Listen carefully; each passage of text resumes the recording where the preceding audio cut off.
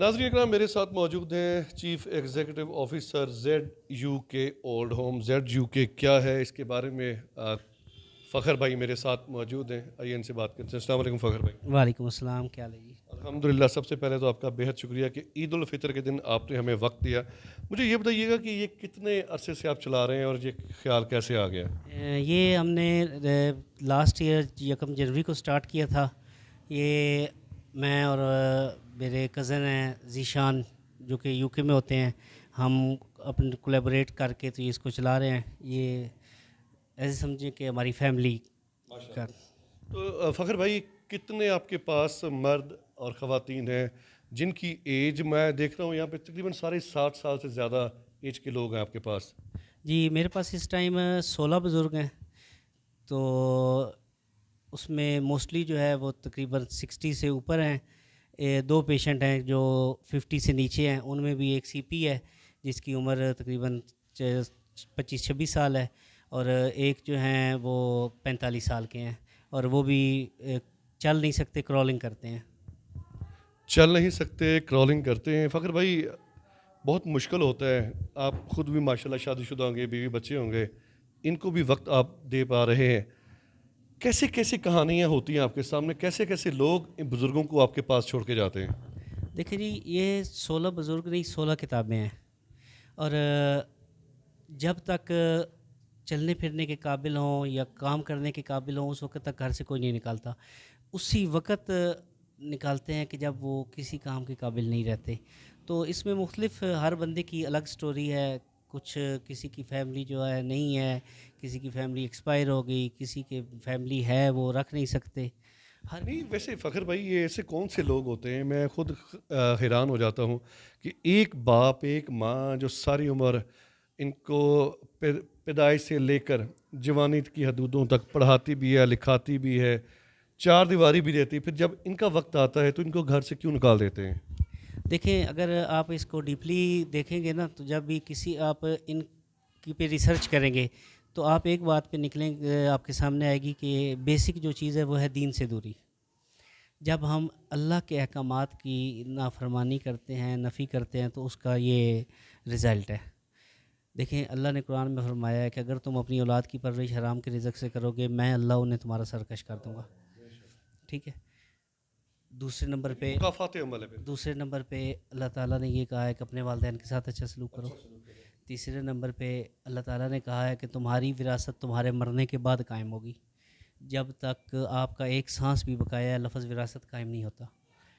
तो फिर आगे अल्लाह ने 1400 साल पहले बता दिया है कि बेटा है उसके दो हिस्से हैं, बेटी है उसका एक हिस्सा है, बेवा है उसका 1/8 हिस्सा है। तो जो लोग अपनी ज़िंदगी में अपनी विरासत मुंतकिल कर देते हैं, फिर वो ओल्ड होम्स में आते हैं। फ़खर भाई, कभी ऐसा हुआ कि कोई ऐसा केस आपके सामने आया कि आप अपनी आँखों आँसुओं को भी ज़ब्त ना कर पाए हों? देखिए, हमारा तो ये एक इनके साथ ऐसा रिलेशन होता है कि जैसे एक फैमिली मेम्बर हैं। तो जब भी किसी की दास्तान सुनते हैं तो आंसू तो आते हैं। ठीक है?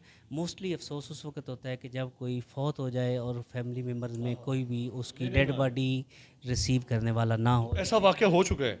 जी, काफ़ी। कभी ऐसा हुआ फ़खर भाई कि एक औरत या एक मर्द जो बुज़ुर्ग आपके पास आते हैं, उनकी औलाद आप तक छोड़ने आती है, करोड़ोंपति भी होंगे, लाखोंपति भी होंगे, और फिर उनका ज़िक्र भी नहीं करते, उनसे हाल-चाल भी नहीं पूछते? मोस्टली जब हमारे पास जो बुज़ुर्ग पहुँचते हैं ना, वो डायरेक्ट नहीं आते। जब औलाद का रवैया चेंज होता है तो वो रिश्तेदारों में जाते हैं। जब रिश्तेदारों का रवैया चेंज होता है वो दोस्तों में जाते हैं।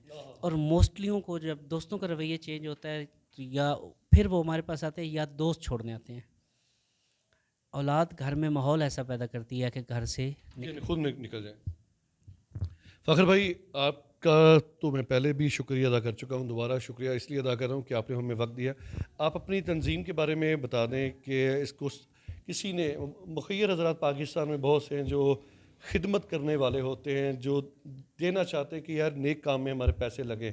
आपसे किस तरह रब्ता कायम किया जा सकता है? सोशल पेजेस हैं, वो बता दें, इस एरिया का भी बता दें ताकि लोग आपसे रब्ता कायम कर सकें। देखिए, ये हमारा कमेटी चौक में बशीर फूड के बिल्कुल अपोज़िट ZUK के नाम से इदारा है। यहाँ पे आके ख़ुद विज़िट भी कर सकते हैं, इन बुज़ुर्गों से मिल भी सकते हैं, डोनेशन भी दे सकते हैं। देखिए, एक घर में जो चीज़ ज़रूरी होती है ना, वो सब चीज़ें यहाँ पे ज़रूरी हैं। एक माचिस, नमक से लेके कपड़े, जूती, साबुन, सरफ़, हर चीज़ चाहिए होती है। तो किसी भी सूरत में आप कंट्रीब्यूट कर सकते हैं, क्योंकि हर फ़र्ज़ जो है ना, उसकी क़ज़ा मौजूद है। अभी रमज़ान शरीफ गुज़रा है, तो आप अगर तबीयत ख़राब थी, रोज़े नहीं रख सके, तो बाद में टाइम है कि आप रख सकते हैं। नमाज है, नहीं पढ़ सके, बाद में पढ़ सकते हैं। हज इस साल नहीं किया, बाद में कर सकते हैं। खिदमत वाहिद इबादत है जिसकी क़ज़ा मौजूद नहीं है। नाज़रीन कराम, यहाँ पे पहले अर्ज़ कर चुका हूँ, बेशुमार कहानी है और बहुत से प्रोग्राम मैंने किए हैं।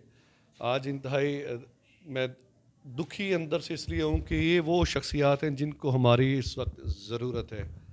अल्लाह ताला मुझ पे, आप पे और जितने भी देखने वाले लोग हैं, इन सब पे आसानियाँ पैदा करे और हमें अपने वालिदैन की खिदमत करने का मौका दें। हराम के लुक़मे से बचाएं। हराम का जो लुक़मा होता है फिर आपके वालिदैन को और आपको भी इस जगह पे ला सकता है। इनको तो एक बहुत अच्छा प्लेटफॉर्म मिला है। हमने अपनी ज़िंदगियों में देखे हैं प्लेटफॉर्म पे, सड़कों पे, इर्द गिर्द लोग बेचारे बुज़ुर्ग जो होते हैं अच्छे घरानों के, वो बाहर बैठे होते हैं। प्रोग्राम कैसा लगा अपनी राय के इज़हार लाज़मी कीजिएगा। कैमरा मैन इब्ने बतूता के साथ वसीम हाशमी, रावलपिंडी।